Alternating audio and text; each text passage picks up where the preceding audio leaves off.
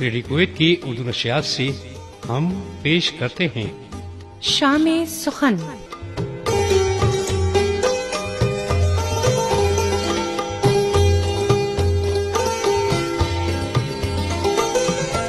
ایک حسین اور یادگار شام، سخنور اور سخن فہم سامعین کے لیے۔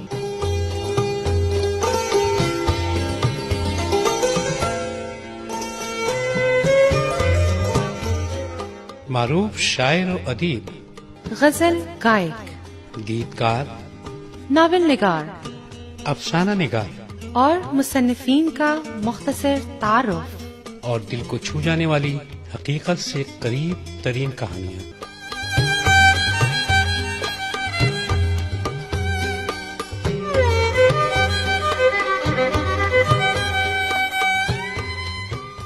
اردو ادب کی ایک خوبصورت جھلک۔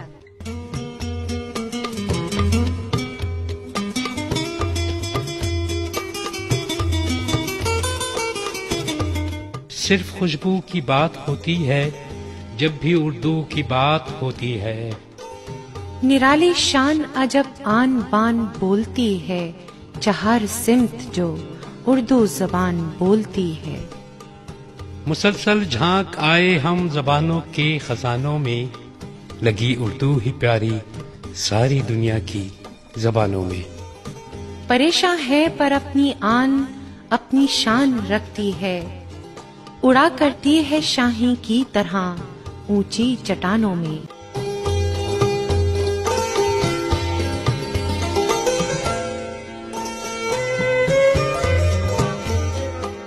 آئیے سنتے ہیں شام سخن۔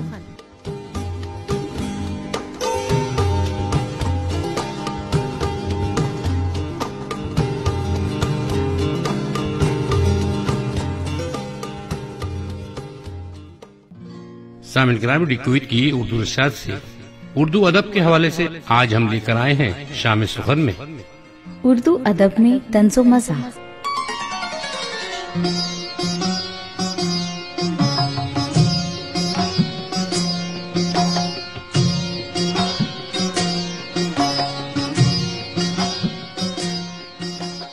سامعین کرام، ہم جس معاشرے میں سانس لیتے ہیں اس میں ذہنی کشمکش اور دل گرفتگی سے نجات نہیں۔ ان حالات میں ایک مزاحیہ فقرہ یا کوئی پر لطف واقعہ یا ظریفانہ شعر اچانک فضا کو منور کر دیتا ہے۔ کچھ لمحوں کے لیے ہی صحیح ہم اپنے ذہنی تناؤ سے نجات پا جاتے ہیں۔ طنز و مزاح اسی صورتحال کا ادبی اظہار ہے جس سے ہمارے ادیبوں اور شاعروں نے بڑے کام کیے ہیں۔ کبھی سماج کے مضحک پہلوؤں کو آئینہ دکھایا، کبھی روزمرہ زندگی کی ہمواریوں کو اجاگر کیا، اور کبھی خود اپنے آپ پر ہنس کر دوسروں کے لیے تفریح کا سامان وہم پہنچایا۔ شکست رنگ کی جھنکار اگر لفظ معنی کے شیشے میں اتر جائے تو زندہ رہنے والا ادب پیدا ہوتا ہے۔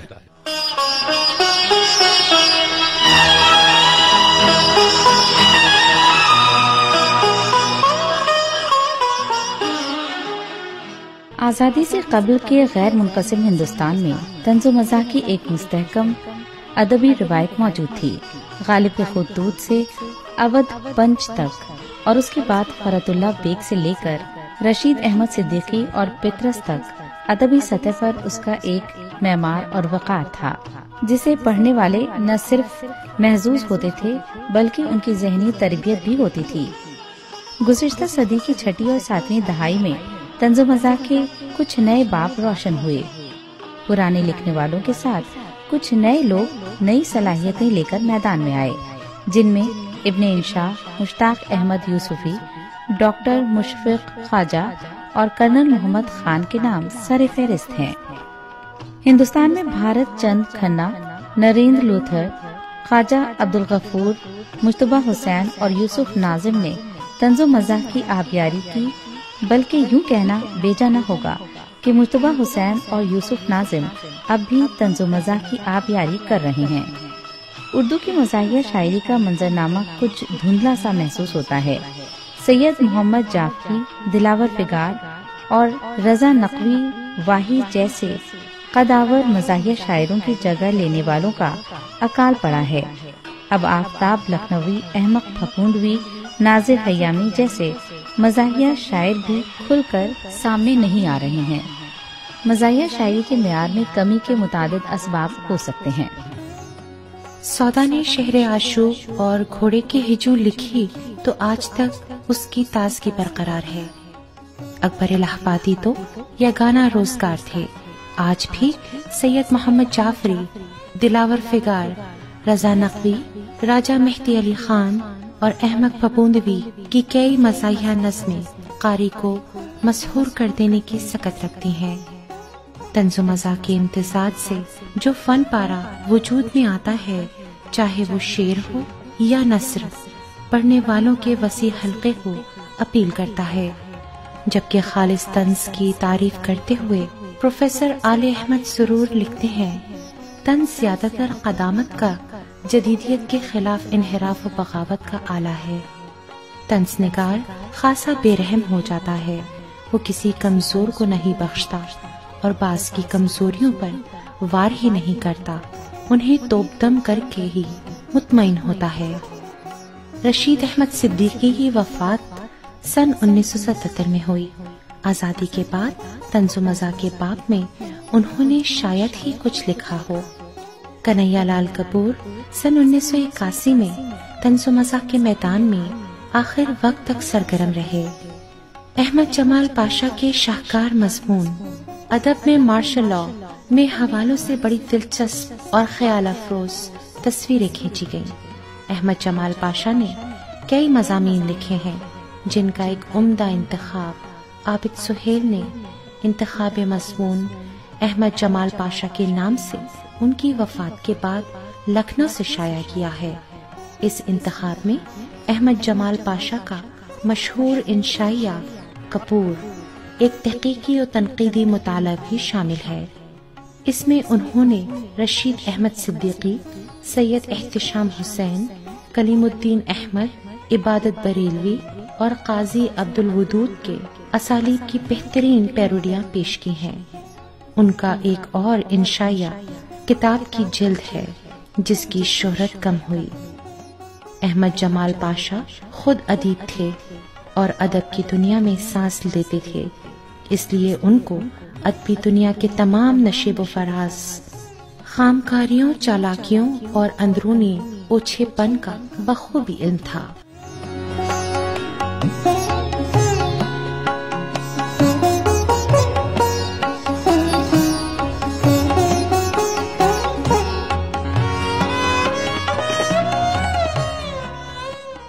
پطرس نے بھی آزادی کے بعد کچھ نہیں لکھا، لیکن کرشن چندر نے اپنے افسانوں اور ناولوں میں طنز و مزاح کے عمدہ نمونے پیش کیے۔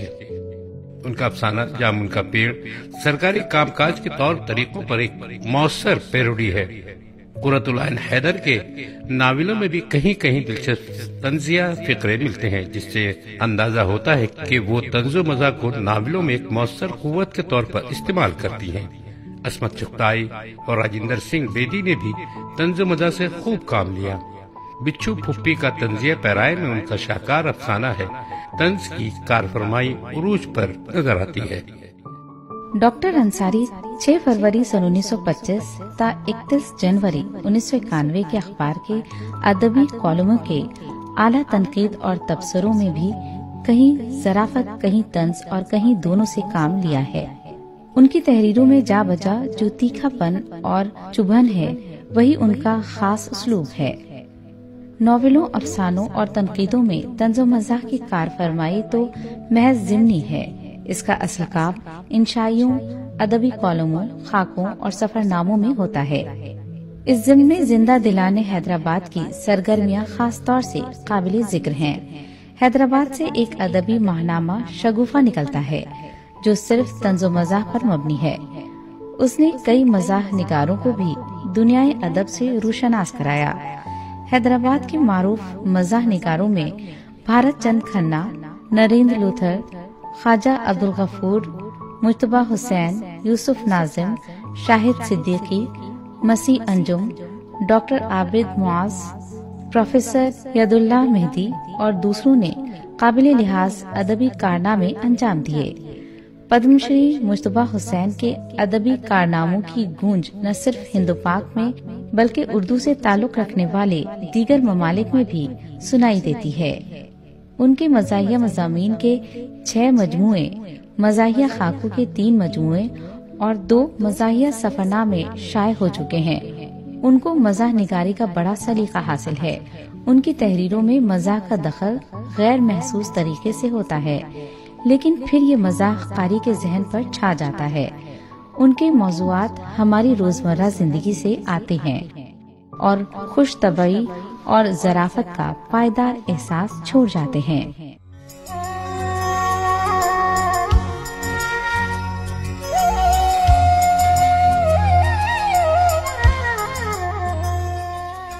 یوسف ناظم سینئر مزاح نگار ہیں۔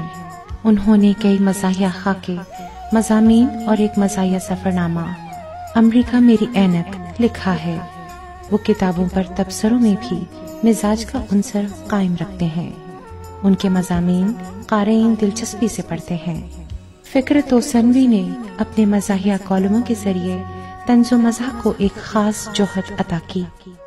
ان کا کالم پیاز کے چھلکے مزاح کے قارئین میں بہت مقبول رہا۔ آزادی کے بعد ابھرنے والے مزاح نگاروں میں دلچسپ سنگ کا نام بھی روشن ہے۔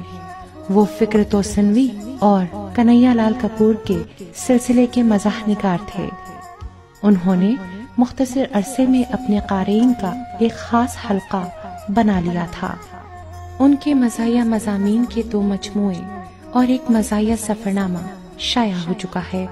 کچھ عرصے سے بنگلور سے ایک 2 ماہی ادبی رسالہ ظرافت بھی شائع ہو رہا ہے، جو خالص طنز و مزاح پر مبنی ہے۔ اس 2 ماہی رسالے میں نامور مزاح نگاروں کی تخلیقات کے ساتھ نئے قلمکاروں کی ہمت افزائی بھی ہو رہی ہے۔ آزادی کے بعد ابن انشا اور شفیق الرحمان نے مزاح نگاری کی نئی جوہتیں تلاش کی۔ ابن انشا کے مزاحیہ سفرنامے مزاحیہ ادب میں سنگ میل رکھتے ہیں، جبکہ محمد طفیل کے درجنوں خاکے اپنی مثال آپ ہیں۔ مشتاق احمد یوسفی نے طنز و مزاح کا نیا اچھوتا اور منفرد معیار قائم کیا۔ ایک اور مزاح نگار کرنل محمد خان کا ذکر کیے بغیر طنز و مزاح کی تاریخ اور تہذیب کا جائزہ ادھورا رہے گا۔ پطرس کی طرح انہوں نے بھی صرف ایک کتاب بجنگ آمد لکھ کر طنز و مزاح کی تاریخ میں اپنا نام محفوظ کر لیا ہے۔ دور حاضر کی مزاح نگاری کا منظرنامہ پیش کرتے وقت اس حقیقت کو نظر انداز نہیں کیا جا سکتا کہ آزادی کے بعد سماجی رویوں اور انسانی رشتوں میں نمایاں تبدیلیاں واقع ہوئی ہیں۔ آج کے انسان کے ذہنی اور جذباتی رویے وہ نہیں رہے جو پہلے ہوا کرتے تھے۔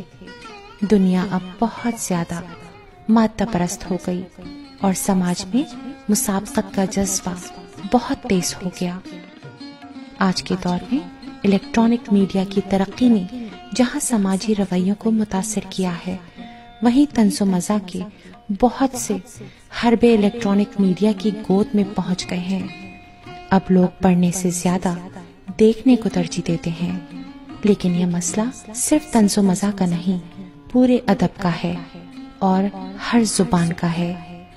تحریری لفظوں کی اہمیت آج بھی ہے اور کل بھی رہے گی۔ اور آخر میں چلتے چلتے ایک کہانی۔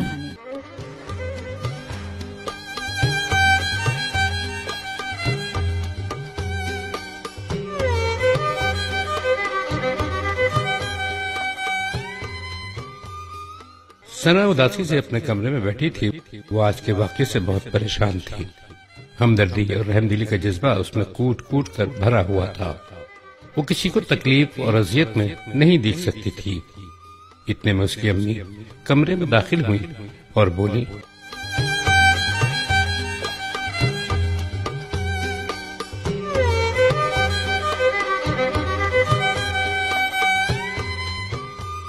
بیٹا، تم نے اسکول سے آ کر کھانا بھی نہیں کھایا اور ہوم ورک بھی نہیں کیا۔ تمہاری طبیعت تو ٹھیک ہے؟ جی امی، لیکن آج جو میں نے دیکھا اس سے مجھے بہت دکھ ہوا کہ ہمارے ارد گرد کچھ ایسے بھی لوگ ہوتے ہیں جنہیں ہماری مدد کی ضرورت ہوتی ہے۔ لیکن وہ زبان سے کچھ نہیں کہہ پاتے۔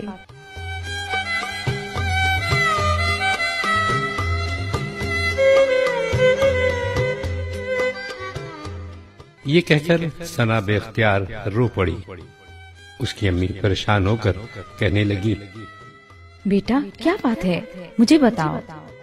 امی، ہمارے دوسرے سیکشن کی ایک لڑکی جس کا نام فضیلہ ہے، اس کو آج ٹیچر نے کلاس سے نکال دیا کیونکہ اس کے پاس مطلوبہ کتاب نہیں تھی۔ وہ روزانہ یہی کہتی تھی کہ میری کتاب گھر رہ گئی ہے، ٹیچر کل لے کر آؤں گی، لیکن در حقیقت اس کے پاس کتابیں نہیں ہیں۔ ایک دو ہیں جو پرانی حالت کی ہیں۔ وہ روزانہ لڑکیوں سے کتاب مانگ کر سارا کام رجسٹر پر اتارتی اور گھر جا کر یاد کر لیتی، لیکن آج جب کتابیں چیک کی گئی تو اس کے پاس ایک بھی کتاب نہیں تھی، جس پر اس کو کلاس سے نکال دیا۔ اس کے ساتھ بیٹھنے والی لڑکی نے بتایا کہ وہ بہت غریب ہے، شام کو بچوں کو ٹیوشن پڑھاتی ہے تاکہ گھر کا گزارا ہو سکے۔ اس کے والد کا بھی انتقال ہو گیا ہے۔ مجھے یہ سب سن کر بہت افسوس ہوا۔ ہم اپنی زندگی میں کتنے مگن ہوتے ہیں کہ ہمیں دوسروں کے حالات کا پتہ تک نہیں ہوتا۔ بیٹا، ہم سے جتنا ہو سکا ہم اس کی مدد کریں گے، اس کو کتابیں بھی لے کر دیں گے۔ آپ پریشان نہ ہوں، بلکہ تمام سہیلیاں مل کر اپنی پرنسپل صاحبہ کے پاس جاؤ اور انہیں بتاؤ کہ وہ مستقل اس کے وظیفے کا انتظام کریں۔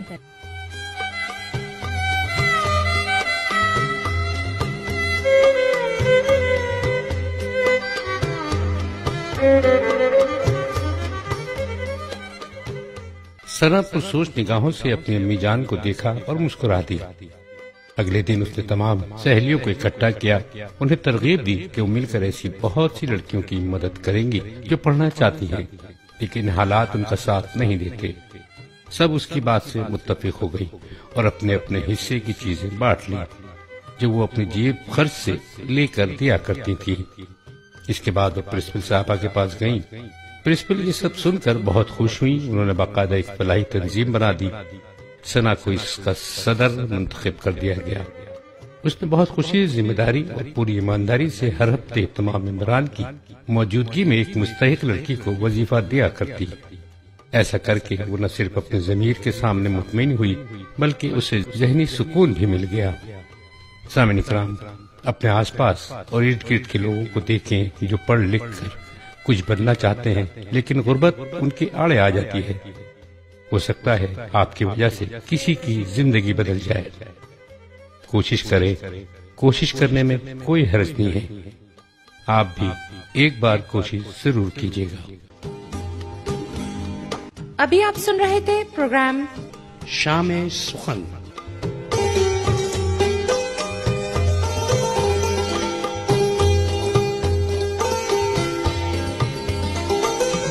عرصے دراز تک یاد رہنے والی اس شام سخن میں ہماری کوشش اردو ادب کو فروغ دینا ہے۔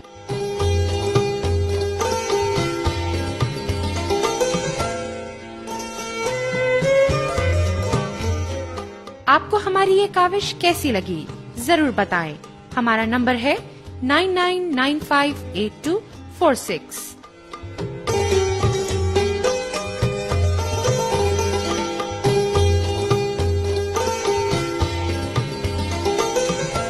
پیشکش رضیہ اشرف، ندا مرزا۔ ترتیب و تحریر اور پیشکش عبداللہ عباسی۔